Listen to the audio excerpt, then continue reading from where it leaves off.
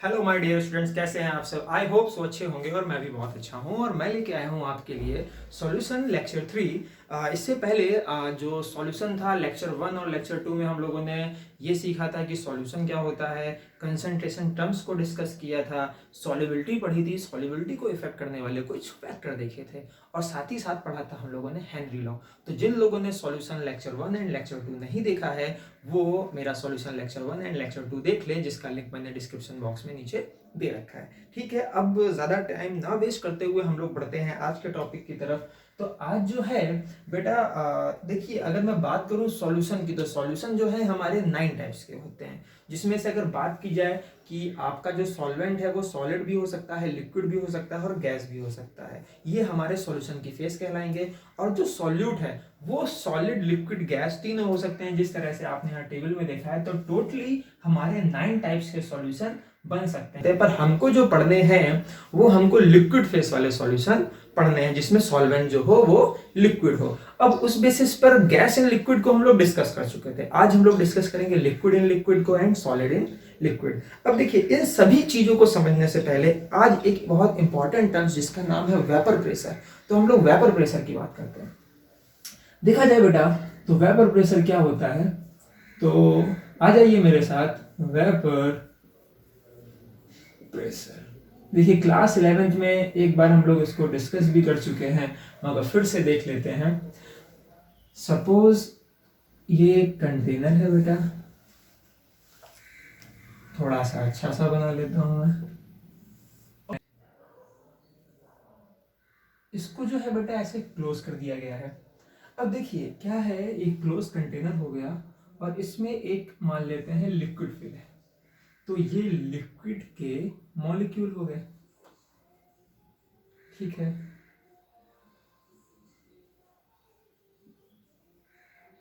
इसी तरह से सरफेस पर भी मॉलिक्यूल होंगे, ठीक है ना बेटा। ये मैं बना लेता हूं कुछ, ओके। अब देखिए ये जो मॉलिक्यूल है इन्हें कहते हैं हम लोग सरफेस मॉलिक्यूल, सरफेस मॉलिक्यूल। अच्छा, जो यहाँ नीचे होते हैं इस तरह से, ये हमारे कहलाते हैं बल्क मॉलिक्यूल।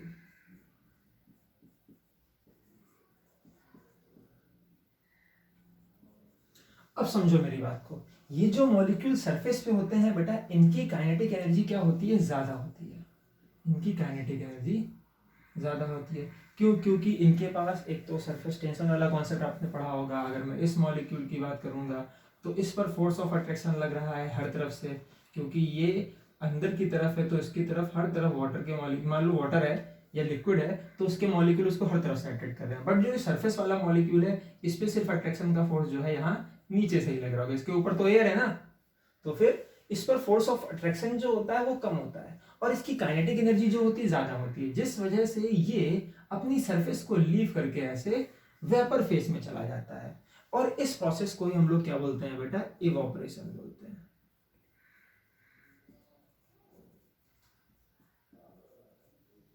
तो इवोपरेशन आपने पढ़ा होगा 9th क्लास में कि when a liquid is converted into vapour face below there boiling point, boiling point के नीचे एट एनी टेम्परेचर, किसी भी टेम्परेचर पे कोई लिक्विड जब वेपर में चला जाता है, इस प्रोसेस को हम लोग इवोपरेशन बोलते हैं। और हर लिक्विड का इवोपरेशन होता है डिफरेंट डिफरेंट टेम्परेचर पर। अब जो इवोपरेशन हुआ तो होगा क्या कि ये जो हमारा लिक्विड है ये धीरे धीरे वेपर में कन्वर्ट होगा, ठीक है। अच्छा, साथ ही साथ अभी देखिए, अगर इनिशियल बात की जाए तो ऊपर वेपर का एक भी मॉलिक्यूल नहीं है, बट जैसे जैसे टाइम बीतेगा ये लिक्विड के मॉलिक्यूल इवोपरेट होकर के यहाँ वेपर फॉर्म में आने लगेंगे, ठीक है ना बेटा। अब जैसे जैसे वेपर का कंसेंट्रेशन बढ़ने लगेगा वैसे वैसे वेपर जो है वो भी लिक्विड में कन्वर्ट होने लगेंगे, मतलब एक साथ दो प्रोसेस स्टार्ट हो जाएंगी। एक क्या हो जाएगा बेटा, जो आपका लिक्विड है वो कन्वर्ट हो रहा होगा आपका वेपर में, और जो वेपर है वो आपकी कन्वर्ट हो रही होगी लिक्विड में। एक प्रोसेस आपका कहलाएगा evaporation, liquid to vapour, and vapour to liquid, इस प्रोसेस को हम लोग कहते हैं कंडेंसेशन। सब पढ़ के आए हो आप लोग। और कुछ ही टाइम बाद क्या होगा, इवोपरेशन रेट और कंडेंसेशन रेट एक दूसरे के बराबर आ जाएंगे and equilibrium is attain, equilibrium आ जाएगी। देखिए अगर मैं इसका एक ग्राफ प्लॉट करूं तो कुछ इस तरीके से होगा। देखिए इवोपरेशन एक सरफेस फिनोमेना है और ये सरफेस पर डिपेंड करता है। अगर आप टेम्परेचर चेंज नहीं करते हैं एट कांस्टेंट टेम्परेचर, तो लाइक यहाँ पर टाइम की बात कर लेता हूँ, तो इवोपरेशन जो होगा उसका ग्राफ कुछ इस तरह से होगा। टाइम बीतता जा रहा है और इवोपरेशन का कुछ रेट है, ठीक है। ये क्या शो कर रहा है बेटा, इवोपरेशन।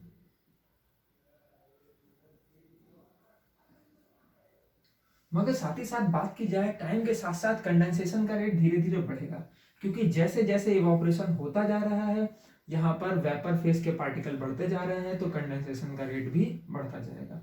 तो कुछ टाइम बाद ये कुछ ऐसा हो जाएगा। और इस टाइम पर ये जो टाइम आ रहा है बेटा यहाँ पर, इसमें अगर मैं बात करूं तो मैं क्या कहूंगा, यहाँ पर क्या आ गई, इक्विलिब्रियम आ गई। बात समझ में आ रही है आपको। तो इस तरीके से इवोपरेशन का कुछ रेट था, और ये क्या है बेटा, कंडेंसेशन।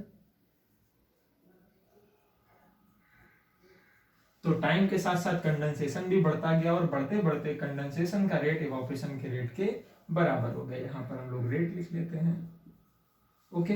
तो कंडेंसेशन का रेट इवोपरेशन के रेट के बराबर आ गया और हम क्या बोलेंगे, यहाँ पर इक्विलिब्रियम अटेन हो गई। अब जब इक्विलिब्रियम आ गई, उस कंडीशन पे ये जो पार्टिकल हैं हमारे, ये फिक्स हो गए, कांस्टेंट है। ये पार्टिकल के नंबर क्या होंगे, number of particle, number of molecule क्या हो जाएंगे, कांस्टेंट हो जाएंगे, क्योंकि आपने पढ़ा है concentration is constant at equilibrium.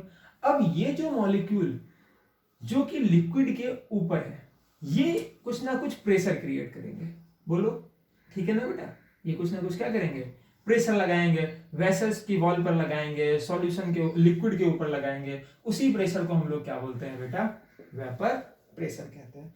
तो कहने का मतलब, at constant temperature the pressure applied by vapour particle at equilibrium, ठीक है। इक्विलिब्रियम पर कांस्टेंट टेम्परेचर पे जो ये वेपर के पार्टिकल हैं, इनके थ्रू लिक्विड सॉल्यूशन के ऊपर जो प्रेशर अप्लाई किया जाता है, वो क्या कहलाता है, इस लिक्विड का वेपर प्रेशर कहलाता है। तो ठीक है, आई होप आप लोगों को बात समझ में आई होगी। समझिएगा मेरी बात को, प्रेशर अप्लाइड कर रही है वेपर, मगर कहलाता क्या है, vapour pressure of that liquid. Cause ये जो वेपर बनी है, बनी तो बेटा इसी लिक्विड से है ना, तो ये इस लिक्विड का वेपर प्रेशर कहलाता है। अब ठीक है, तो हम देखते हैं इसकी डेफिनेशन क्या होगी।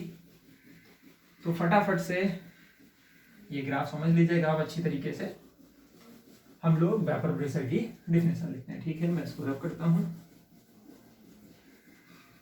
देखते हैं वेपर प्रेशर क्या कहा जाएगा, okay. At constant temperature and at equilibrium state existing between a liquid and its vapor phase, the pressure exerted by the vapor is called vapor pressure of that liquid। Okay तो बेटा ये बात होगी। देखिए कह रहा है एट कांस्टेंट टेम्परेचर, मतलब टी क्या है बेटा, कांस्टेंट है। एंड एट इक्विलिब्रियम स्टेट क्या है, कंडीशन क्या है बेटा, कि जब इक्विलिब्रियम आ जाए। ये दोनों कंडीशन बहुत मस्ट है। Equilibrium state between a liquid and it's vapour phase, the pressure exerted, simple सा तो है, the pressure exerted by the vapour is called vapour pressure of dead liquid. Equilibrium state पर constant temperature पर जब कोई vapour होती है liquid surface के ऊपर, उसका जो प्रेशर होता है वो उस लिक्विड का वेपर प्रेशर कहलाता है। तो आई होप सो आप लोगों को ये बात समझ में आई होगी। अब साथ ही साथ देखते हैं कि factor affecting the vapour pressure, तो यहां पर हम लोग लिख लेते हैं factor affecting the vapour pressure. Okay बेटा, कि वेपर प्रेशर जो है ये किन किन फैक्टर पे डिपेंड करता है। तो फर्स्ट पहले तो मैं लिखूंगा नेचर ऑफ लिक्विड, सेकंड मैं लिखूंगा टेम्परेचर, और थर्ड कहेंगे effect of presence of non volatile solute. चलिए तो देखिए बात कीजिए बेटा नेचर ऑफ लिक्विड, तो इस तरह से समझिए। देखिए इसको एग्जांपल के थ्रू समझते हैं। अगर बेटा मान लो ये कंटेनर है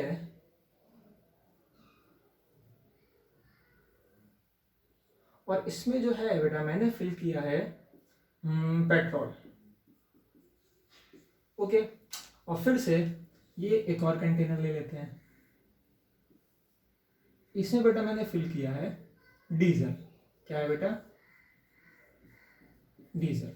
अब समझिए, तो यहां पे पेट्रोल के मॉलिक्यूल होंगे और यहां पर बेटा डीजल के मॉलिक्यूल होंगे। तो ठीक है, अब जरा सोचिए, जरा दिमाग लगाइए और इस बात को देखिए। जो पेट्रोल के मॉलिक्यूल होते हैं बेटा, उनके बीच में जो van der Waals force of attraction होता है वो बहुत कम होता है as compare diesel molecule. Diesel के मॉलिक्यूल है तो मॉलिक्यूल मॉलिक्यूल के बीच में लगने वाला force, van der Waals force of attraction बहुत ज्यादा होता है। अब जरा सोचिए, इनके मॉलिक्यूल के बीच में wonder Waals force of attraction बहुत कम है, तो ये आसानी से इवोपरेट कर जाएगा।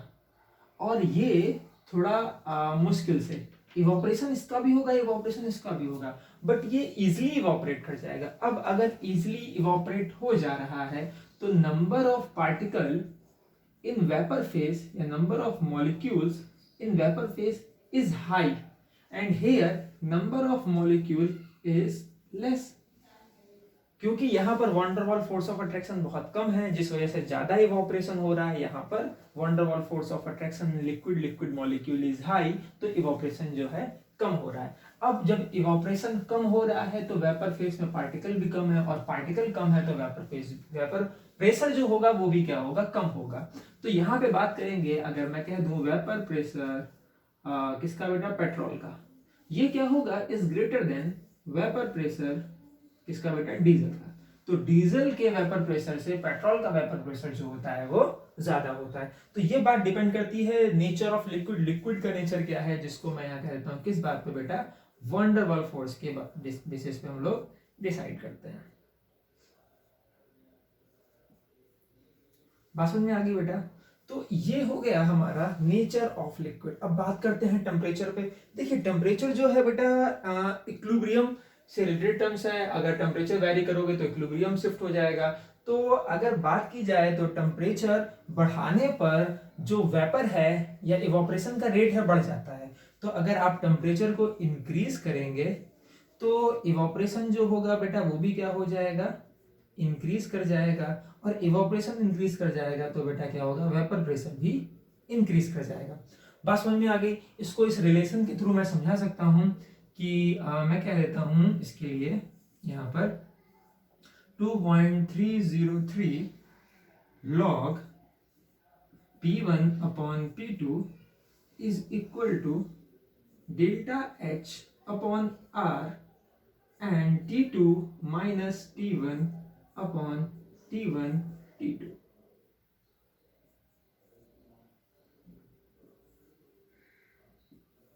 देखिए बात को समझिए, क्या है, जब टेम्परेचर T1 था उस वक्त जो वेपर प्रेशर था वो P1 था।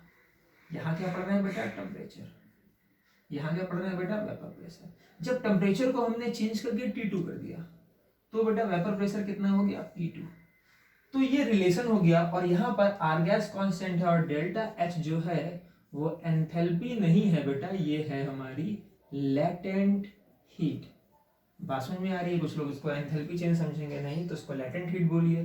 तो at temperature T1 pressure is P1, जब टेम्परेचर चेंज करके T2 किया तो प्रेशर P2 हो गया। तो ये वेपर प्रेशर हो गया, ये टेम्परेचर हो गया, और ये क्या होगी, लेटेंट हीट होगी, आर आपका गैस कांस्टेंट है। तो बात समझ में आ गई, वेपर के लिए हो जाएगा ये। तो ये एक रिलेशन हो गया टेम्परेचर का। तो नेचर ऑफ लिक्विड समझ में आया। टेम्परेचर को के टेम्परेचर किस तरह इफेक्ट करता है, तो टेम्परेचर इंक्रीज करने पे इवापोरेशन बढ़ जाता है, इवापोरेशन बढ़ जाता है तो वेपर प्रेशर भी इंक्रीज कर जाता है। अब कह रहा है effect of presence of non volatile solute, या कह लीजिए नॉन वोलाटाइल सब्सटेंस।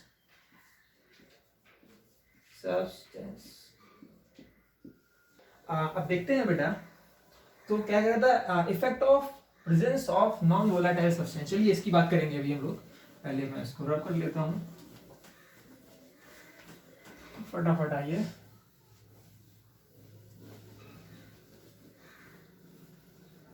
क्या कह रहा था, थर्ड पॉइंट था बेटा हमारा, क्या, प्रेजेंस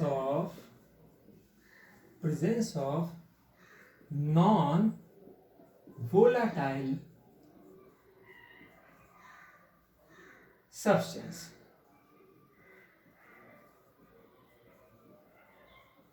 देखिए बेटा, पहले तो समझिए वोलाटाइल क्या होते हैं, नॉन वोलाटाइल क्या होते हैं। तो जो सब्सटेंस वेपर फेस में इजिली कन्वर्ट हो जाते हैं या हो जाते हैं वो हमारे वोलाटाइल कहलाते हैं, और जो वेपर फेस में कन्वर्ट नहीं होते, जैसे फॉर एग्जांपल NaCl, अगर पानी में आप नमक को NaCl को डाल देंगे तो क्या होगा कि वाटर मॉलिक्यूल तो इवोपरेट होंगे, बट NaCl के मॉलिक्यूल जो है वो इवोपरेट नहीं होंगे। सिमिलरली यूरिया हो सकता है, ग्लूकोज हो सकता है, सुक्रोज हो सकता है, इस तरह की चीजें हमको इस चैप्टर में सुनने को मिलेंगी। ये सब क्या है, नॉन वोलेटाइल है, इनके पार्टिकल इवोपरेट नहीं होते। जब पार्टिकल इवोपरेट नहीं होते तो इनका तो खुद का कोई वेपर प्रेशर भी नहीं होता है। मगर जो हमारा सॉल्वेंट था, प्योर सॉल्वेंट, उसके वेपर प्रेशर पे क्या इफेक्ट पड़ता है, इसको डिस्कस करते हैं। चलिए, तो मान लेते हैं हम लोग सॉल्वेंट को वाटर मान लेते हैं। तो ये कंटेनर बनाया, इसको क्लोज कर दिया। देखिए बेटा, इक्विलिब्रियम जो है वो एक क्लोज कंटेनर में ही आएगी, तो हमेशा क्लोज करना बहुत जरूरी है। ये इस तरह से हो गया। अभी इसमें सिर्फ और सिर्फ क्या है, प्योर सॉल्वेंट है। क्या है, प्योर सॉल्वेंट। तो प्योर सॉल्वेंट है तो सॉल्वेंट के पार्टिकल होंगे ऐसे सरफेस पर। ओके, ठीक है। तो क्या किया जाए, इसका जो वेपर प्रेशर होगा प्योर फॉर्म में, प्योर सॉल्वेंट है तो मैं कह देता हूं इसका जो वेपर प्रेशर है, सॉल्वेंट के पार्टिकल हैं, इवोपरेट होंगे कांस्टेंट टेम्परेचर पर, इक्विलिब्रियम आ जाएगी, इक्विलिब्रियम आ जाएगी, तब जो वेपर प्रेशर होगा वो इसका वेपर प्रेशर कहलाएगा। क्योंकि अभी तक इसमें कुछ और मिक्स नहीं किया गया है, तो vapour pressure of pure solvent, vapour pressure of pure solvent जो होगा वो होगा P0। बात समझ में आ गई? अच्छा, तो हुआ क्या, मान लेता हूं मेरा सॉल्वेंट जो है, मैं सॉल्वेंट को A से डिनोट कर देता हूं, थोड़ा सा ध्यान दीजिएगा, A से। तो वेपर प्रेशर ऑफ A जो है वो क्या कहलाएगा, वेपर प्रेशर ऑफ A जो होगा वो कहलाएगा P0 A, प्योर फॉर्म में है। अब क्या किया, इसको यहां पर आगे देखते हैं। अब मैंने क्या किया, इसमें ऐड कर दी कुछ नॉन वोलाटाइल सब्सटेंस, ठीक है। मान लो कोई इम्प्योरिटी लाइक थोड़ा सा NaCl है, या कोई भी सॉल्ट जो इवोपरेट नहीं होता है, नॉन वोलाटाइल कहलाता है। तो क्या होगा, अब यहाँ पर जैसे कि यहाँ पर मान लीजिए A थे, तो A के ऐसे करके पार्टिकल थे सरफेस पे, कौन था, A।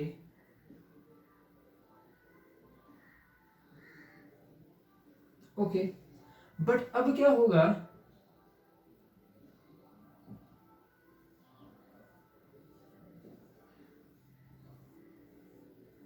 क्योंकि आपने इसमें मिक्स कर दिया है, ये क्या बन गया, आपका सॉल्यूशन बन गया,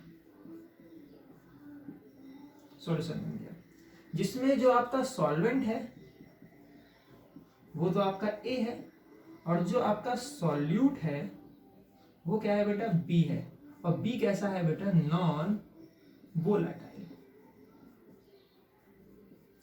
तो क्या होगा, सरफेस पे ए के मॉलिक्यूल तो होंगे बेटा, बोलिए, पर कहीं ना कहीं बी के भी होंगे, बताइए। अब ये जो है ये नॉन वोलेटाइल है, ठीक है, जो इवोपरेट नहीं होगा, और ए जो है वोलेटाइल है, तो ए के मॉलिक्यूल तो यहाँ पर देखिए पूरे के पूरे सरफेस पे ए के मॉलिक्यूल थे, तो ये भी इवोपरेट होंगे, ये सारे क्या होंगे बेटा, इवोपरेट होते। बट यहां पर क्या हुआ, ये जो बी के मॉलिक्यूल है ये तो इवोपरेट नहीं होंगे।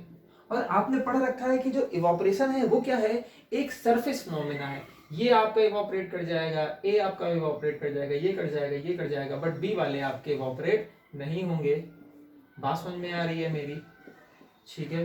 तो अब सरफेस कम हो गया, या कह लीजिए सरफेस पर जो सॉल्वेंट के पार्टिकल थे वो कम हो गए, तो इवोपरेशन जो है it is a surface phenomena, क्योंकि पार्टिकल कम हो चुके हैं तो कम मॉलिक्यूल ही वेपर फॉर्म में आएंगे। यहां पर क्या होगा, सारे के सारे जितनी पॉसिबिलिटीज हो सकती है सारे के सारे मॉलिक्यूल वेपर फॉर्म में आएंगे। तो इस कंडीशन में जो प्रेशर था उसे P नॉट ए बोला था। इस कंडीशन में जो हमारा सॉल्यूशन है उसका जो प्रेशर होगा, या कह लीजिए सॉल्यूशन की तो बात ही ना करें, क्योंकि सॉल्यूट का जो है पीबी जो है या पीबी नॉट है वो तो 0 है, ठीक है ना बेटा। तो जो ए का होगा, क्या वो अब की पी नॉट ए होगा, तो जवाब है ऐसा बिल्कुल भी नहीं होगा, क्योंकि सॉल्यूट के पार्टिकल आ गए हैं जो कि नॉन वोलाटाइल हैं, जिस वजह से जो सॉल्वेंट है उसके कम मॉलिक्यूल वेपर बन रहे हैं। तो इसको मैं रिप्रेजेंट करता हूं पी ए से। बात समझ में आ गई। अब यहाँ जो पी ए होगा तो मैं ऐसे लिख देता हूं, like P A not is greater than P A. जब प्योर फॉर्म में आपका लिक्विड था तो उसका वेपर प्रेशर को मैंने पी ए नॉट बोला है, जो कि ज्यादा होगा। और जब उसमें आपने नॉन वोलाटाइल सॉल्यूट मिला दिया था, तो क्योंकि सरफेस फिनोमेना होने की वजह से कम वाटर के कम मॉलिक्यूल जो है वो इवोपरेट हुए, देन जो पी ए की वैल्यू जो है सॉल्यूशन में जो आई, ठीक है, वो क्या होगी, कम होगी। तो फैक्ट बहुत सिंपल सा है कि जब कोई नॉन वोलेटाइल सब्सटेंस मिला दिया जाता है तो जो हमारा वेपर प्रेशर है लिक्विड का वो डिक्रीज कर जाता है। ओके, तो ये तो हमारा छोटा सा कॉन्सेप्ट हो गया कि factor affecting the rate of evaporation या factor affecting the vapour pressure. आगे बढ़ते हैं। अब इसी के बेसिस पर एक लॉ है जिसको हम लोग पढ़ते हैं और जिसका नाम है राउल्स लॉ। चलिए, तो राउल्स लॉ को समझा जाए तो इस तरह समझिएगा, जैसे कि मैं हेडिंग डाल लेता हूं पहले तो, राउल्स लॉ। तो राउल्स लॉ को समझा जाए, देखिए इस तरह समझते हैं। मान लेते हैं बेटा ये कंटेनर क्लोज कर दिया, इसमें एक लिक्विड फिल है, मैं इसको लिक्विड 1 बोल देता हूँ। क्या बोल देता हूँ बेटा, लिक्विड 1। ओके, तो ये प्योर फॉर्म में लिक्विड 1 है, तो इसके मॉलिक्यूल हैं इवोपरेट होंगे, तो इसका जो प्रेशर होगा मैं कह देता हूँ इक्विलिब्रियम आएगी, इसके मॉलिक्यूल जो यहाँ पर हैं लिक्विड 1 के ये वेपर फेस में जाएंगे और इक्विलिब्रियम आ जाएगी, एक प्रेशर क्रिएट हो जाएगा, उसे हम बोलेंगे वेपर प्रेशर ऑफ लिक्विड 1। इसको मैं बोलूंगा पी नॉट 1। बात समझ में आ गई बेटा आपको? क्यों मैंने इसको पी नॉट 1 बोला, क्योंकि प्योर फॉर्म में है, इसका इक्विलिब्रियम पर जो वेपर प्रेशर होगा वो इसका वेपर प्रेशर कहलाएगा पी नॉट 1। इसी तरह से एक और लिक्विड है यहां पर, इसको भी क्लोज कंटेनर में ले लेते हैं और यहां पर इसके मॉलिक्यूल होंगे सरफेस पर। ओके, इसमें भी इक्विलिब्रियम आ जाएगी, इसका भी प्रेशर होगा, तो इसे बोल देता हूं मैं लिक्विड 2।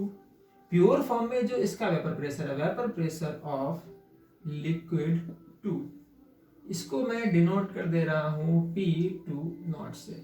बात करिएगा, सुनिए मेरी बात को समझिए। ये जो प्रेशर है क्या है, pure form, vapour pressure of liquid 2 in pure form. Pure form मतलब अभी सिर्फ और सिर्फ इसमें 2 था, इसे क्या बोलेंगे, वेपर प्रेशर ऑफ लिक्विड 1, वो भी कैसा, इन प्योर फॉर्म। ओके, तो P1 नॉट, तो इसका प्योर फॉर्म में प्रेशर P1 नॉट है, इसका प्योर फॉर्म में वेपर प्रेशर जो है वो P2 नॉट है। अब हमने क्या किया, इनको मिक्स कर दिया। इनको मिक्स कर दिया तो बेटा क्या बन जाएगा, ये एक सॉल्यूशन तैयार हो जाएगा। तो जब हम A और B को मिक्स कर दे रहे हैं, फिर से एक कंटेनर बनाते हैं। अब इसमें क्या है, सॉरी A एंड B नहीं, 1 और 2। तो 1 और 2 को हमने इसमें मिक्स कर दिया तो क्या होगा, यहाँ पर 1 के मॉलिक्यूल भी होंगे, 2 के मॉलिक्यूल भी होंगे, 1 के भी होंगे, 2 के भी होंगे, इस तरीके से एक रैंडम पैटर्न में होंगे। ठीक है, तो इस तरीके से अब क्या हो गया, मिक्स फॉर्म में आ गए। तो जो प्रेशर है, मैं कहूंगा अब ये बताइए, यहाँ पर 1 के मॉलिक्यूल भी हैं और 2 के मॉलिक्यूल भी हैं, तो वेपर प्रेशर या कह लीजिए पार्शियल प्रेशर, अब मैं बोलूंगा partial vapour pressure of liquid 1, इसे हम रिप्रेजेंट करेंगे P1 से। अब देखिए पार्शियल क्यों, क्योंकि अब तो ये मिक्सिंग के फॉर्म में आ गए, तो मैं P1 नॉट नहीं, P1 नॉट प्रेशर तो प्योर फॉर्म में था, बट P1 कब हो गया, जब मिक्सचर हो गया, तब प्रेशर क्या हो गया, P1 हो गया। इसी तरह से partial vapour pressure of liquid 2, इसे किससे रिप्रेजेंट करते हैं बेटा, P2 से। अब राउल्ट्स ने क्या कहा, राउल्ट्स ने बहुत सिंपल सी बात बोली। राउल्ट्स ने कहा कि किसी भी वोलाटाइल लिक्विड में आपका कोई वोलाटाइल सॉल्यूशन है, तो लिक्विड इसमें मिक्स किए गए हैं, दोनों ही वोलाटाइल हैं, तो ईच कंपोनेंट का जो प्रेशर होता है, पार्शियल प्रेशर होता है, वो डायरेक्टली प्रोपोर्शनल होता है उसके मोल फ्रैक्शन के। कहने का मतलब, मान लीजिए यहाँ पर मिक्सचर में मोल फ्रैक्शन ऑफ लिक्विड 1, इसको मैं रिप्रेजेंट कर रहा हूं x1 से। इसी तरह से कह लीजिए ऑफ लिक्विड 2, जो लिक्विड 2 के मोल फ्रैक्शन होंगे वो कितने होंगे, x2। तो राउल्ट्स बहुत सिंपल सी बात कहते हैं कि जो पार्शियल प्रेशर मिक्सचर में जो पार्शियल प्रेशर लिक्विड 1 का है वो उसके मोल फ्रैक्शन के डायरेक्टली प्रोपोर्शनल है, और जो पार्शियल प्रेशर लिक्विड 2 का है वो डायरेक्टली प्रोपोर्शनल है x2 के। बात समझ में आ गई। तो ये एक छोटा सा राउल्ट्स लॉ हो गया। अब देखिए इसको आगे बढ़ाते हैं और थोड़ा सा आगे बढ़ करके सोचते हैं इन सब चीजों को। देखिए अब जो हम बात कर रहे हैं, जब P1 नॉट की बात करते हैं तो प्योर फॉर्म की बात करते हैं, और जब P की बात करते हैं, P1 P2 की बात करते हैं, तो हम लोग मिक्सचर की बात करते हैं, सॉल्यूशन की बात करते हैं। तो अगर यहां से देखा जाए P1 is proportional to x1, मान लीजिए इस सॉल्यूशन में लिक्विड 1 का मोल फ्रैक्शन x1 है और लिक्विड 2 का मोल फ्रैक्शन x2 है, तो partial pressure of liquid 1 is proportional to x1। अब डायरेक्टली प्रोपोर्शनल का सिंबल हटेगा तो एक कांस्टेंट लगेगा, तो यहां पर P1 इक्वल टू हो जाता है P1 नॉट x1, जहां पे P1 नॉट क्या थी, प्योर फॉर्म में। प्योर फॉर्म में किस चीज की वैल्यू थी बेटा, partial pressure of liquid 1 in pure form. तो कहने का मतलब किसी का पार्शियल प्रेशर जो है किसी कंपोनेंट का, उसके प्योर फॉर्म के प्रेशर और उसके मोल फ्रैक्शन का मल्टीप्लाई होता है। इसी तरह से इसको इक्वेशन 1 मान लो। इसी तरह से मैं कहूंगा P2 जो होगा वो प्रोपोर्शनल होगा x2 के, या फिर P2 की वैल्यू जो होगी वो होगी P2 naught x2, equation second. अब देखो अगर मैं कहूँ टोटल प्रेशर, यहाँ पे 1 के भी मॉलिक्यूल है, 2 के भी मॉलिक्यूल है, तो पूरे सॉल्यूशन का वेपर प्रेशर कितना होगा, तो मैं कह देता हूं यहाँ पर P टोटल। तो P टोटल क्या होगा, P1 प्लस P2। बात समझ में आ रही है। तो अगर P1 की वैल्यू मैं पुट करूं तो कितनी हो जाएगी बेटा, P1 x1, P1 not x1 plus यहाँ हो जाएगी P2 नॉट x2। अब एक काम कर लीजिए, कुछ इस तरह से बोल देते हैं, इसको जो है मैं सॉल्वेंट बोल देता हूं, इसको जो है मैं सॉल्यूट बोल देता हूं, ठीक है। तो क्या करते हैं, आपने ये तो पढ़ा ही होगा बेटा कि x1 plus x2 equal to 1, mole fraction का जो सम होता है वो 1 के बराबर होता है। तो यहां से अगर मैं x1 की बात करूं तो हम लिख सकते हैं इसको 1 माइनस x2। तो ठीक है, x1 को इसमें यहाँ पे रिप्लेस कर दो, ये हो गया P1 नॉट, x1 की जगह लिख सकते हैं बेटा हम लोग 1 माइनस x2 प्लस इसे बोलेंगे P2 नॉट, इसे बोलेंगे x2। अब एक काम कीजिए, देखिए P1 नॉट 1 से मल्टीप्लाई होगा, P1 नॉट का x2 से मल्टीप्लाई होगा, और यहाँ भी x2 है तो x2 कॉमन ले लो, तो ये वैल्यू जो है ये आ जाएगी P1 नॉट प्लस, देखिए ये हो जाएगा माइनस का P1 x2 और ये प्लस का, तो यहाँ पे लिख सकते हैं हम लोग P2 not minus P1 not और साथ में x2 equal to total pressure. तो ये भी P टोटल हो सकता है। ओके, अगर दोनों के पार्शियल प्रेशर प्योर फॉर्म में पता है, प्रेशर और कह लीजिए दोनों के मोल फ्रैक्शन पता है, तो टोटल प्रेशर आप निकाल सकते हैं। या आपको किसी भी एक कंपोनेंट के मोल फ्रैक्शन पता हो और दोनों का प्रेशर पता हो प्योर फॉर्म का, तो उसको भी सॉल्व करके आप किसी के टोटल प्रेशर ऑफ सॉल्यूशन को निकाल सकते हैं। बात समझ में आ गई? तो ये सिंपल सा राउल्ट्स लॉ हो गया, फटाफट आप इसको नोट कीजिए। डेफिनेशन क्या लिखेंगे राउल्ट्स लॉ की? तो चलिए फटाफट से राउल्ट्स लॉ की डेफिनेशन देखते हैं। तो आ जाइए मेरे साथ। यहाँ क्या कहेंगे partial weber pressure of each component in the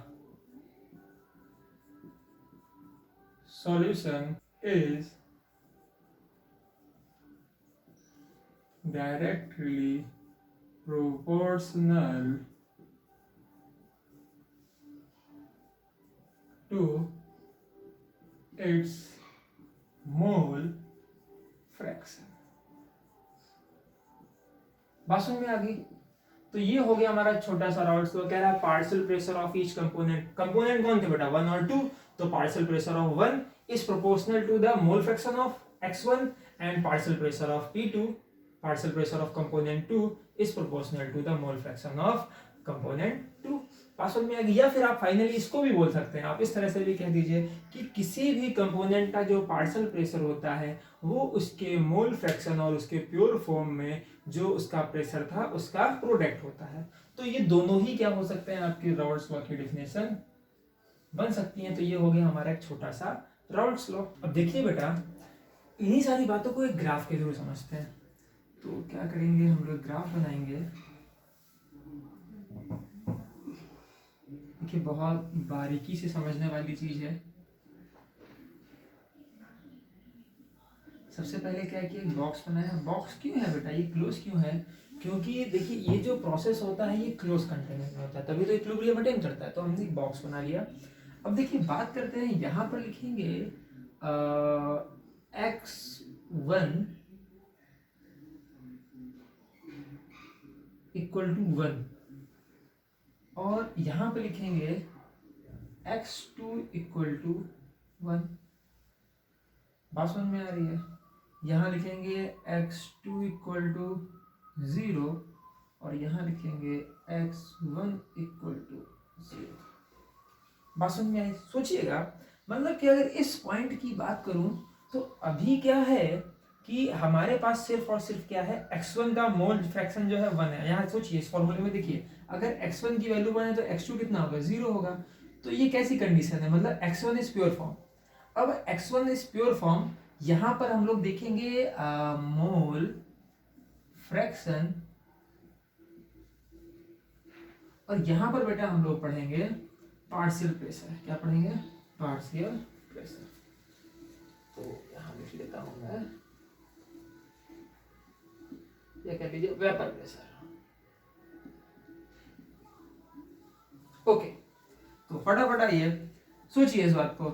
जब x2 था ही नहीं, x1 के ही पूरे मोल थे, मतलब प्योर फॉर्म है कि नहीं है बेटा? तो इस वक्त जो वेपर प्रेशर होगा उसको मैं क्या नाम दूंगा? तो आपको पता है उस वक्त का प्रेशर जो था हमारा प्योर फॉर्म का P1 नॉट था, तो मैंने बोल दिया इस वक्त जो प्रेशर है वो है यहाँ पर P1 नॉट। अब जरा सोचिए, जैसे जैसे यहाँ से यहाँ जा रहे हैं तो x1 के मोल देखिए यहाँ पे 1 है और यहाँ पर कितने हैं 0, मतलब कि जैसे जैसे इधर बड़े होंगे x1 के मोल डिक्रीज करने लगे होंगे, सॉरी मोल नहीं, मोल फ्रैक्शन डिक्रीज करने लगा, क्योंकि x2 के मोल भी तो आने लगे होंगे, बात समझ रहे ना मेरी। तो जैसे जैसे जो हमारा कंपोनेंट 1 है उसका मोल फ्रैक्शन डिक्रीज करेगा तो उसके थ्रू जो प्रेशर है वो भी तो डिक्रीज करने लगेगा। तो ये ग्राफ हमारा कुछ इस तरीके से जाएगा। देखिए बेटा यहाँ बात को समझिए, P1 क्या था, mole fraction into P1 not. अब P1 नॉट तो एक कांस्टेंट वैल्यू, ये बेटा कैसी वैल्यू है, कांस्टेंट वैल्यू है। x1 की वैल्यू जैसे जैसे डिक्रीज करेगी, मोल फ्रैक्शन ऑफ कंपोनेंट 1 जैसे जैसे डिक्रीज करेगा उसका पार्शियल प्रेशर भी डिक्रीज करेगा। और इधर से इधर जाने पर कंपोनेंट 1 का मोल फ्रैक्शन डिक्रीज कर रहा है तो उसका पार्शियल प्रेशर भी डिक्रीज कर रहा है। जब कंपोनेंट 1 का मोल फ्रैक्शन 0 हो गया तो उसका पार्शियल प्रेशर भी 0 हो गया। तो ये दिखा रहा है, ये जो लाइन है ये शो कर रही है मोल फ्रैक्शन ऑफ कंपोनेंट 1 जिस तरह से डिक्रीज कर रहा है उसका पार्शियल प्रेशर भी डिक्रीज कर रहा है। अब यहाँ पर देखिए, अगर हम कंपोनेंट 2 की बात करेंगे तो यहाँ पर कंपोनेंट 2 का मोल फ्रैक्शन कितना है 0, यहाँ आ जाइए। अगर x2 की वैल्यू 0 है तो P2 भी कितना होगा 0, तो P2 0। अब जैसे जैसे इधर जाएंगे देखिए 0 से 1 मतलब कि यहाँ से यहाँ जाने पर x2 के मोल फ्रैक्शन इंक्रीज कर रहे हैं। अब इसके मोल फ्रैक्शन इंक्रीज कर रहे हैं तो इसका पार्शियल प्रेशर भी इंक्रीज करेगा। तो ये मैंने इस तरह से दिखा दिया। ये वैल्यू क्या दिखाएगी, ये दिखाएगी P2 नॉट, क्योंकि इस कंडीशन में x1 0 है, x2 की वैल्यू 1 होगी, मतलब प्योर फॉर्म में कंपोनेंट 2 आ गया तो उसका प्रेशर क्या कहलाएगा P2 नॉट। ओके, और ये जो लाइन है, ये जो लाइन है, ये लाइन क्या शो करेगी हमारा P total equal to P1 plus P2। देखिए इसकी बात करेंगे तो मैं लिखूंगा P1 equal to P1 not x1। इसी तरह से इस लाइन की बात करूंगा तो मैं यहाँ लिखूंगा P2 equal to P2 naught x2। I hope so आप लोगों को ये बात समझ में आई होगी। एक चीज और यहाँ पे देखेंगे तो partial pressure in pure form of component 1 is P1 naught is lesser and partial pressure of P2 in pure form is higher. तो यहाँ पर क्योंकि आप ऑब्जर्व कर रहे हैं कि जो P1 नॉट की वैल्यू है वो कम है और P2 नॉट की वैल्यू जो है ज़्यादा है, ऐसा इसलिए यहाँ पर हम कह सकते हैं, अगर ऐसा ऑब्जर्व हो रहा है तो कह देंगे कि जो हमारा कंपोनेंट 2 है, कंपोनेंट जो 2 है इज मोर वोलाटाइल। बात समझ में आ गई, वो ज्यादा वोलाटाइल है तो उसका जो कह लीजिए हमारा जो वेपर प्रेशर है वो भी क्या है ज्यादा है। Component 2 is more volatile as compare component 1। बात समझ में आ गई आपको। तो देखिए ये हमने यहाँ पे 3 चीजों को समझाया। जो कंपोनेंट 1 है उसका ग्राफ प्लॉट किया, जब प्योर फॉर्म में था तो मैक्सिमम था, जैसे जैसे उसका फ्रैक्शन कम होता गया डिक्रीज हो गया। वैसे ही कंपोनेंट 2 को समझाया, और ये जो लाइन दिखा रही है यहाँ से लेकर यहाँ तक, ये क्या दिखा रहा है टोटल प्रेशर, कंपोनेंट 1 का प्रेशर एंड कंपोनेंट 2 का प्रेशर, दोनों को ऐड कर देंगे तो टोटल प्रेशर आ जाएगा। तो ये सिंपल सा हो गया बेटा हमारा राउल्ट्स लॉ। अब एक चीज सोचिए, क्या इस तरह का आपने जो ये राउल्ट्स लॉ कह रहा था, क्या आपने इसको कहीं पहले नहीं पढ़ा था? यस, हम लोगों ने पढ़ा था बेटा इसको हेनरी लॉ में। हेनरी लॉ क्या कह रहा था? हेनरी लॉ की अगर बात करें तो मैं इसको रब कर रहा हूं। अब हम लोग देखते हैं Raoult's law is a special case of Henry law. अगर हेनरी लॉ की बात करें, यहां ध्यान दीजिएगा, Henry law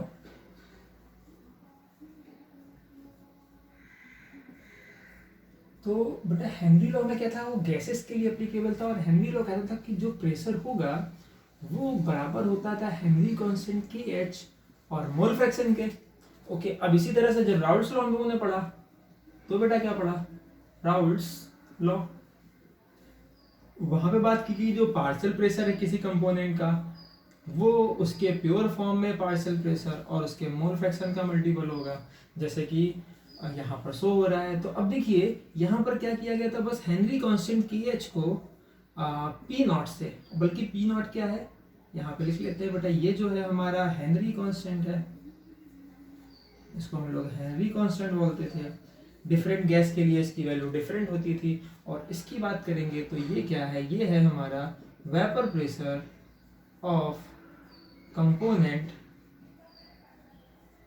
in pure form. Pure form, बात समझ में आ रही है बेटा? तो समझिए इस बात को, ये हो गया हमारा Raoult's law, Henry law.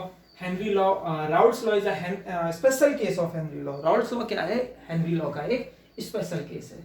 Okay, तो ये चीजें हो गई और ये ग्राफ हो गया। ठीक है, मैं रब करता हूं और हम लोग बढ़ते हैं और देखते हैं, कह लीजिए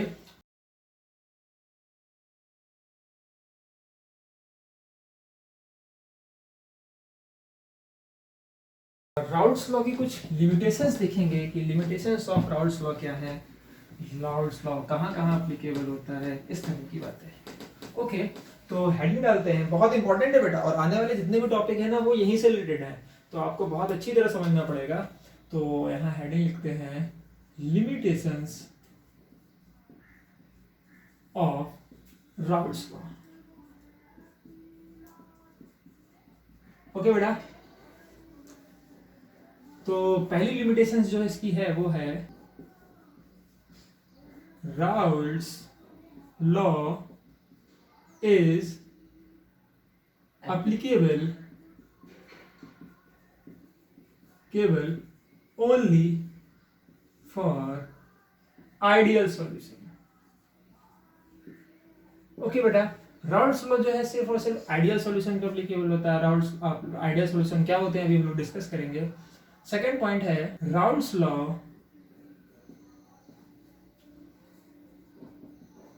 डज नॉट apply when या apply on solution when solute and solvent react chemically। कहने का मतलब बेटा, मान लीजिए आपने सॉल्यूट को और सॉल्वेंट को मिक्स किया और उन्होंने क्या किया, वो आपस में केमिकली रिएक्ट कर गए, तो फिर क्या होता है बेटा, सिचुएशन बदल जाती है, तो फिर वहां पर राउल्ट्स लॉ एप्लीकेबल नहीं होता।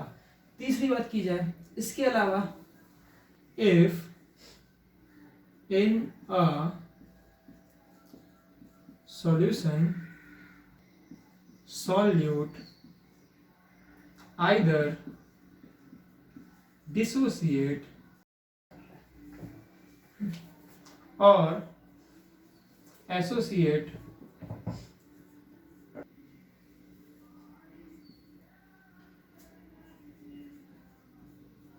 Raoult's law is not applicable since number of solute particle either is increase or decrease modified forms of Raoult's law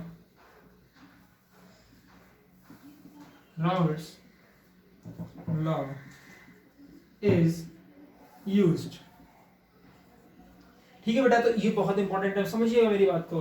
कह रहा है कि राउल्ट्स लॉ जो है सिर्फ और सिर्फ आइडियल सॉल्यूशन पे लगता है। राउल्ट्स लॉ उन सॉल्यूशन पर अप्लीकेबल नहीं है जहां पर सॉल्यूट और सॉल्वेंट केमिकली रिएक्ट कर लेते हैं, या फिर ऐसा हो कि मान लीजिए आपने क्या किया बेटा कि कोई सॉल्यूट और सॉल्वेंट यूज किए और सॉल्यूट के मॉलिक्यूल या सॉल्वेंट के मॉलिक्यूल आपस में एसोसिएट या फिर डिसोसिएट हो जा रहे हैं। अगर ऐसा हो जाता है तो मेरी बात को समझिएगा, अगर एसोसिएट या डिसोसिएट हो जाते हैं तो ये क्या होगा बेटा, जो मोल फ्रैक्शन है, आपने मोल फ्रैक्शन का फॉर्मूला अगर आपको याद होगा तो XA की अगर बात करेंगे तो आपने पढ़ा होगा Na upon Na plus NB। ठीक है ना बेटा, अब मान लो, सोचो जरा इस बात को, मान लो पार्टिकल जो उसमें डिसोसिएट कर गए तो नंबर ऑफ पार्टिकल बदल जाएंगे, तो बेटा मोल फ्रैक्शन वेरी कर जाएगा। और अगर मोल फ्रैक्शन वेरी कर गया तो खुद सोचिए, जो आपका पार्शियल प्रेशर था it is proportional to mole fraction. पढ़ा था कि नहीं पढ़ा था बेटा? तो जब मोल फ्रैक्शन ही वेरी कर जाएगा तो फिर क्या होगा, आपका पार्शियल प्रेशर भी वेरी कर जाएगा। तो अगर एसोसिएट कर जाते हैं तो मोल फ्रैक्शन डिक्रीज हो जाएगा, और डिसोसिएट कर जाते हैं तो मोल फ्रैक्शन इंक्रीज कर जाएगा। तो इस बात को बेटा हम लोग पढ़ेंगे आगे मॉडिफाइड राल्स लॉ में, या फिर एक टॉपिक पढ़ेंगे हम लोग कहेंगे वांट हाफ फैक्टर, ठीक है ना बेटा? तो वहां पर हम लोग इसको डिस्कस करने वाले हैं, वांट हाफ फैक्टर। तो वहां पर इस बात को समझेंगे। अब बात करते हैं आइडियल सॉल्यूशन। आइडियल सॉल्यूशन देखते हैं बेटा, कौन से सॉल्यूशन को हम लोग आइडियल सॉल्यूशन कहते हैं। Such liquid pair having same composition,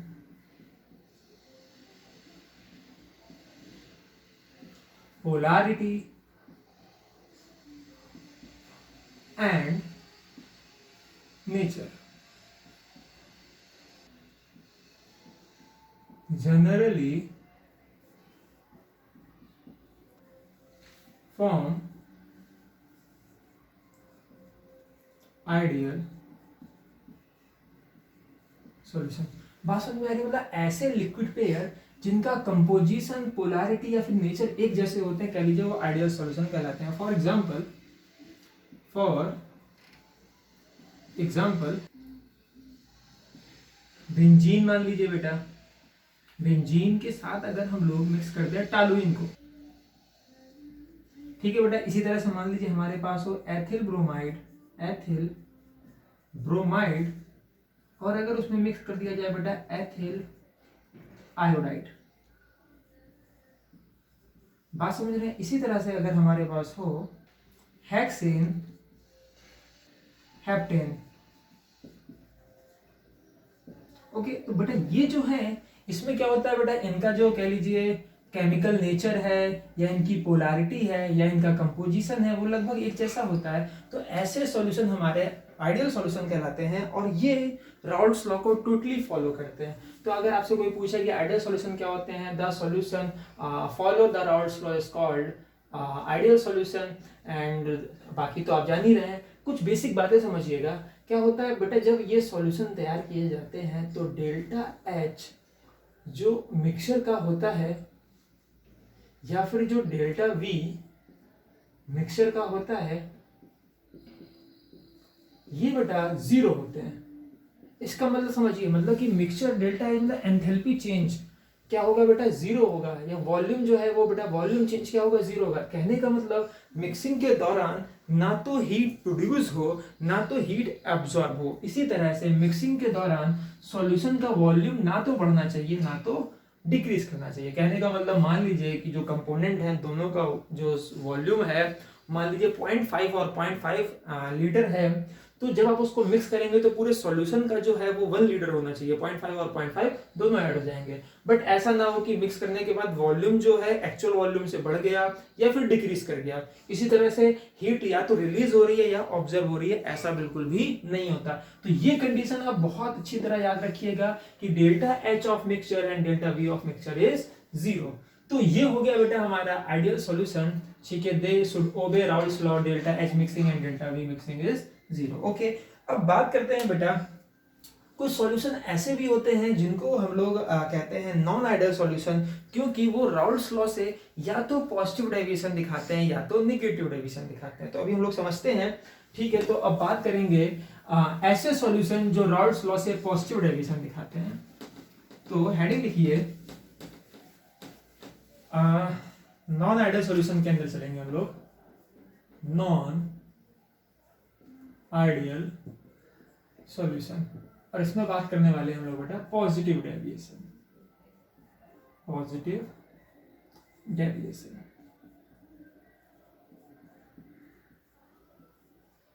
देखो क्या करेंगे, अगर बेसिकली राउल्ट्स लॉ की बात की जाए तो हमने जो ग्राफ बनाया था वो कुछ ऐसा बनाया था। एक बेटा हमने क्लोज बॉक्स मान लिया था, हमने कहा था यहाँ पर मान लेते हैं x1 जो है उसका फ्रैक्शन 1 है, और यहाँ पर x1 का फ्रैक्शन 0 है, यहाँ पर x2 का फ्रैक्शन 0 है, और यहाँ पर x2 का फ्रैक्शन क्या हो गया, 1 हो गया। यहाँ पर स्टडी हम लोग कर रहे थे मोल फ्रैक्शन की। यहाँ पर बेटा हम लोग पढ़ रहे थे पार्शियल प्रेशर, पार्शियल या कह लीजिए वेपर प्रेशर। ठीक है ना बेटा? ओके, तो एक तो मैंने कुछ इस तरह से लाइन पे शो की थी। यहाँ पर लिखा था हमने P1 नॉट, यहाँ पर लिखा था P2 नॉट, और ये कुछ इस तरीके से था। और सॉल्यूशन की बात की जाए तो इसका प्रेशर कुछ इस तरीके से दिखाया था। ये राउल्ट्स लॉ की बात हो गई थी। ये जो लाइन थी ये शो कर रही थी कि P1 equal to P1 not x1, और ये शो कर रहा था P2 equal to P2 naught x2। बात समझ में आ गई? अब देखिए ये तो हो गया हमारा बेसिकली राउल्ट्स लॉ। बट होता क्या है कभी कभी, जैसे कि मान लीजिए हम कोई सॉल्यूशन ले लें, तो मान लीजिए कि उसमें कंपोनेंट ए था, एक कंपोनेंट क्या था, कंपोनेंट ए, और सेकंड कंपोनेंट बी था बेटा। ठीक है, तो क्या होगा, ए का जो कंपोनेंट है तो ए के मॉलिक्यूल के बीच में कुछ फोर्स होगा, वैसे ही बी के मॉलिक्यूल के बीच में कुछ फोर्स ऑफ अट्रैक्शन होगा। जब उनको मिक्स किया और उन्होंने बना लिया ए बी, अब क्या है, जो force of attraction between A B है, यहां लिख देता हूं मैं, बात हो रही है बेटा किसकी, फोर्स ऑफ अट्रैक्शन की। तो फोर्स ऑफ अट्रैक्शन बिटवीन, कह लीजिए जो ए बी मॉलिक्यूल है, इज लेसर देन ए और बी। मिक्स हो गए तो उनका जो फोर्स ऑफ अट्रैक्शन है बेटा वो कम हो गया। अब जरा सोचिए, वंडरवॉल फोर्स ऑफ अट्रैक्शन कम हो गया तो आपने क्या पढ़ा था, अभी कुछ टाइम पहले ही मैंने पढ़ाया था कि फैक्टर अफेक्टिंग द इवोपरेशन। तो वंडरवॉल फोर्स ऑफ अट्रैक्शन अगर कम हो जाएगा तो क्या होगा बेटा, इवोपरेशन का रेट बढ़ जाएगा। इवोपरेशन का रेट बढ़ जाएगा तो वेपर ज्यादा बनेगी, तो वेपर प्रेशर भी बढ़ जाएंगे। वेपर प्रेशर बढ़ जाएंगे तो बेटा वो राउल्ट्स लॉ से पॉजिटिव डेविएशन दिखाता है। तो उस कंडीशन में ये बेटा कुछ इस तरीके से शो करेगा। इस डॉटेड लाइन से मैं दिखा रहा हूं, एक्चुअलिटी में जो ग्राफ है हमारा वो इस तरीके से जाएगा। अब देखिए अगर हम लोग बात करें जो डार्क लाइन है इसकी, तो ये जो है ये हमारी कह लीजिए थ्योरेटिकल वैल्यू शो करता है। क्या बेटा शो करता है, थ्योरेटिकल मेजरमेंट है। और ये जो डॉटेड लाइन है ये शो करता है बेटा हमारा एक्सपेरिमेंट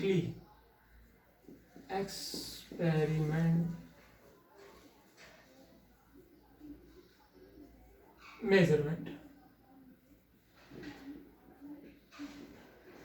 इस वाले से है?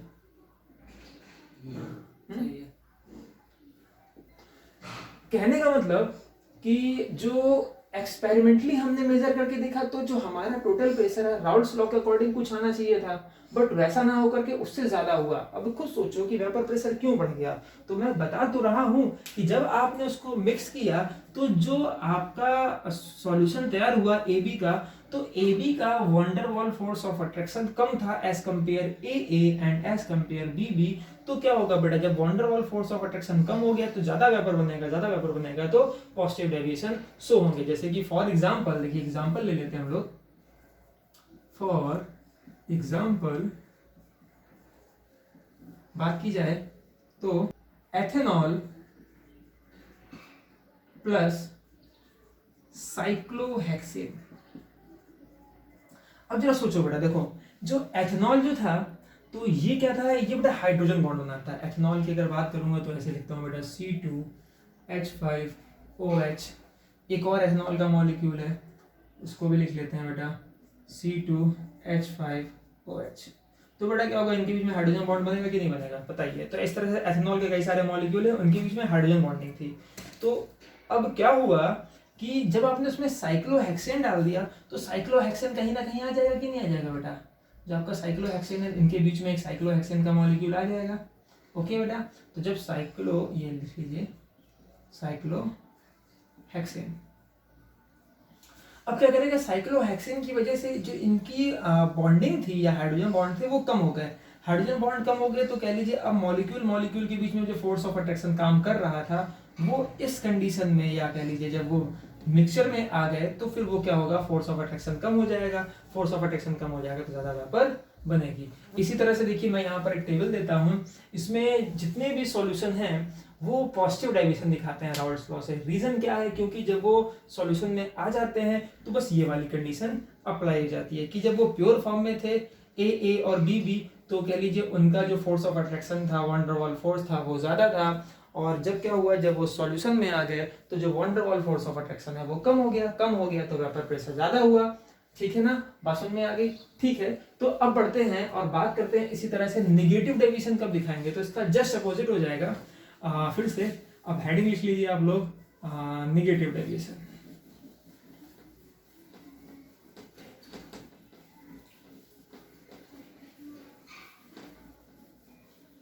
तो बात करेंगे नेगेटिव डेविएशन। बेटा क्या होगा, कुछ नहीं होगा, यहाँ पे सिचुएशन जो चलती है वो कुछ ऐसे चलती है कि जो ए है, ठीक है, उसका फोर्स ऑफ अट्रैक्शन जो है वो ज्यादा हो जाएगा as compare, sorry A B का ज्यादा हो जाएगा एज कंपेयर ए और एज कंपेयर बी। ये समझिए इस तरह से, मान लीजिए जैसे कि ए अपने प्योर फॉर्म में था तो उसका कुछ प्रेशर था, बी अपने प्योर फॉर्म में था तो उसका कुछ wonder Waals force of attraction काम कर रहा था। जब उनको मिक्स कर दिया तो जो सॉल्यूशन प्रिपेयर हुआ है उसमें जो van der Waals force of attraction है वो ज्यादा काम कर रहा है, मतलब ए और बी के बीच में फोर्स ऑफ अट्रैक्शन बढ़ गए। खुद सोचो, अगर फोर्स ऑफ अट्रैक्शन बढ़ गया तो वेपर क्या होगा, कम बनेगी, इवोपरेशन स्लो होगा, इवोपरेशन कम होगा, इवोपरेशन अगर कम होगा तो वेपर प्रेशर भी कम होगा, वेपर प्रेशर भी कम होगा।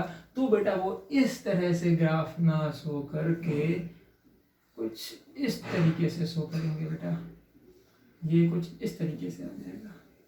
बात समझ में आ गई बेटा, like go like this and go like this, तो ये दिखाएगा। अब ये थ्योरेटिकल मेजरमेंट हो गया और ये वाला जो है ये हमारा एक्सपेरिमेंटली मेजरमेंट हो गया। तो एक्सपेरिमेंटली हमने चेक किया कि जो प्रेशर है वो हमारा जो थ्योरेटिकल प्रेशर था उससे कम आता है, इसे क्या बोलते हैं, नेगेटिव डेविएशन बोलते हैं। कुछ बातें और नेगेटिव डेविएशन और पॉजिटिव डेविएशन की अगर बात की जाए, पहले कुछ एग्जांपल ले लेते हैं। फॉर एग्जांपल देखो, नेगेटिव डेविएशन की एग्जांपल हो जाएंगे वाटर प्लस अल्कोहल। अब देखिए अगर इसकी बात की जाए, देखिए वाटर में भी हाइड्रोजन बॉन्डिंग होती है और जो आपका अल्कोहल है उसमें भी हाइड्रोजन बॉन्डिंग होती है। अब अगर आप अल्कोहल में वाटर मिक्स कर देते हैं तो हाइड्रोजन बॉन्डिंग जो है ज्यादा हो जाती है। हाइड्रोजन बॉन्डिंग ज्यादा होगी तो जो आपका सॉल्यूशन प्रिपेयर हुआ है ए बी टाइप, उसमें wonder Waals force of attraction क्या हो गया बेटा, ज्यादा हो गए। और जब wonder Waals force of attraction ज्यादा हो जाएंगे तो क्या होगा बेटा, इवोपरेशन का रेट कम होगा, इवोपरेशन कम होगा तो क्या कह लीजिए कि वेपर कम बनेगी, वेपर कम बनेगी तो वेपर प्रेशर भी कम होगा। तो इस कंडीशन में वो शो करेगा नेगेटिव डेविएशन। अब कुछ बेसिक बातें समझिएगा, मैं यहां दिखता हूं बेटा, जब बेटा पॉजिटिव डेविएशन होगा या फिर जब नेगेटिव डेविएशन होगा, तो इस चीज को ध्यान रखिएगा। जो बेटा डेल्टा एच मिक्सिंग की वैल्यू है और डेल्टा वी मिक्स,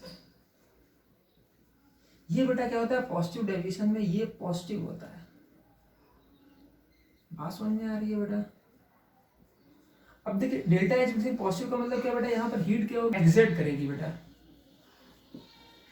वॉल्यूम जो होगा बेटा वो भी क्या करेगा, वॉल्यूम भी इंक्रीज करेगा। अब बात समझ लेना, आइडियल में क्या था बेटा, ये वैल्यू 0 थी। अब नॉन आइडियल सॉल्यूशन है और पॉजिटिव डेविएशन दिखा रहा है तो डेल्टा एच मिक्सिंग भी पॉजिटिव है और डेल्टा वी मिक्सिंग भी पॉजिटिव है। इसी तरह से नेगेटिव डेविएशन की बात की जाए तो यहाँ पर बस आप लोग समझ ही गए होंगे कि डेल्टा एच मिक्सिंग जो होती है बेटा वो कैसी होती है, नेगेटिव होती है। और delta we of mixture it is also negative. कहने का मतलब अगर हीट जो है वो यहाँ पर निगेटिव डेविएशन में हीट रिलीज करेगा और वॉल्यूम क्या कर जाएगा बेटा, डिक्रीज कर जाएगा। तो जब भी निगेटिव डेविएशन होता है तो बेटा ये सिचुएशन आती है, जब पॉजिटिव डेविएशन दिखाता है तो ये सिचुएशन आती है। ऐसा होता क्यों है? क्योंकि मिक्सिंग के दौरान फोर्स ऑफ अट्रैक्शन जो है या तो बढ़ जाते हैं या तो घट जाते हैं। देखिए आपको क्या बताया गया था, आइडियल सॉल्यूशन में बताया केमिकली सेम नेचर होना चाहिए, पोलैरिटी सेम हो, तो उस कंडीशन में तो ये चीज नहीं आ पाती है। बट अगर पोलैरिटी डिफरेंट हो या कह लीजिए केमिकल कंपोजिशन डिफर होता है, उस कंडीशन में मिक्सिंग के दौरान जो फोर्स ऑफ अट्रैक्शन है वो या तो बढ़ जाते हैं या तो घट जाते हैं। जब फोर्स ऑफ अट्रैक्शन मिक्सिंग के दौरान अगर बढ़ जाते हैं तो नेगेटिव डेविएशन दिखाता है, और जब force of attraction wonder Waals force जब डिक्रीज कर जाते हैं तो पॉजिटिव डेविएशन दिखाता है। तो बेटा ये हो गया हमारा ideal and non ideal solution. ठीक है, तो मैं लेक्चर को आज यहीं पर क्लोज करता हूँ। आप इन सारी चीज़ों को अच्छी तरह से पढ़िएगा। जो सॉल्यूशन का लेक्चर 1 और लेक्चर 2 है उनको देखिए और उनके प्रॉपर नोट्स बनाइए। ठीक है, तो आज के लिए इतना ही। बाय बाय, टेक केयर, खुश रहिए।